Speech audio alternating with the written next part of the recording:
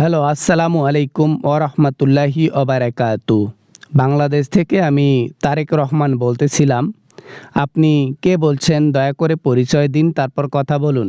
ওয়ালাইকুম আসসালাম ও রহমতুল্লাহি বারাকাতু। আমি ওবায়দুল কাদের ওরফে কাউয়া বলতেছিলাম। আমি সৌদি আরব থেকে বলছিলাম, কিছু কথা বলবো আপনাকে। না না না, ওবায়দুল কাদের তো আমাকে ফোন করতে পারে না। সে একজন আওয়ামী লীগ, সে একজন স্বৈরাচার, সে একজন গণহত্যাকারী। সেই মানুষ আমাকে ফোন করেছে, আমি তার সাথে কথা বলবো? কখনোই না, কখনোই না। আপনি ফোন কেটে দেন। না না না, ফোন কাটবেন না। আমি যা বলি শুনেন। আমার কিন্তু এখন অবধি বাংলাদেশে প্রভাব পড়েনি। আমি মাথায় যদি নেই না, দেশের মধ্যে ঢুকে কিন্তু নেত্রী সহ ক্ষমতা নিয়ে নেব। আপনাদের জন্যই তো অধিক আগ্রহে বসে আছে বাংলাদেশের জনগণ, আমরা সবাই। কিন্তু আপনাদের খোঁজই নাই। প্রতিদিন এয়ারপোর্টে গিয়ে দাঁড়ায় থাকে জনগণ আপনাদের জন্য, কিন্তু আপনারা তো দেখাই দেন না। কবে আসবেন? যেভাবে বাংলাদেশে নির্বাচন হতে চলেছে, তাতে তো জিত বিএনপিরও হবে। আর তাদের কোনো বড় প্রতিদ্বন্দ্বী নাই, মানে আমরা নাই। এখন তো জিত বিএনপির হবে।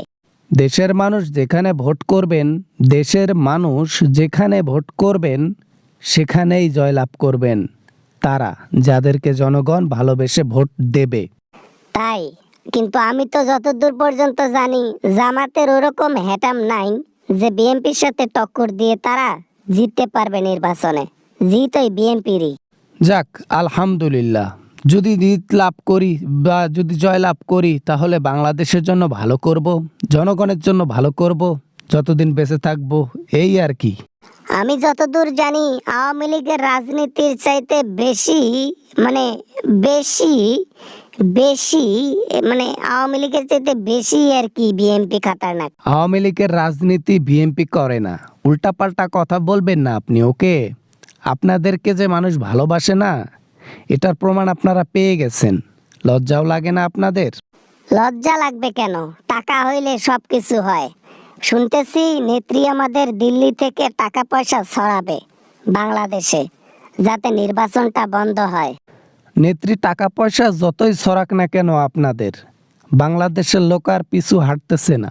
বাংলাদেশের লোক এখন সচেতন হয়ে গেছে, সবাই ভালো বুঝে। যাই বলো আর তাই বলো, বিএনপিও আর কয়টা দিন ক্ষমতায় থাকবে? তারপর তারপর আমরা আবার ব্যাক করব। ব্যাক করার পর আবার সেই সরকার পদবি নিয়ে নেব। এখন তো খেয়ে দে কাজ কাম নাই, এগুলাই স্বপ্ন দেখেন যে বাংলাদেশে ঢুকবেন, ক্ষমতা নিয়ে নেবেন। এগুলা বসে বসে জেগে জেগে স্বপ্ন দেখেন নাকি? এছাড়া তো আর কোনো উপায় দেখতেছি না। নেতৃত্ব ঢাপঢুপ হয়ে গেছে। নেত্রীর আর কোনো কথাই বের হয় না। সামনে নির্বাচন, আর মনে হয় শেষ সময়।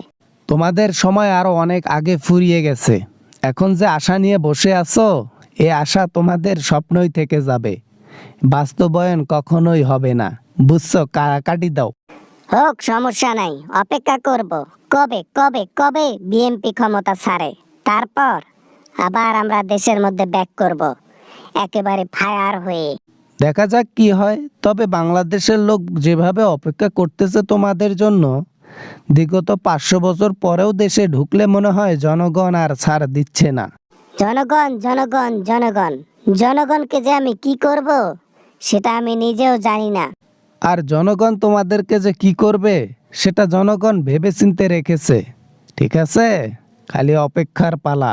Good bye.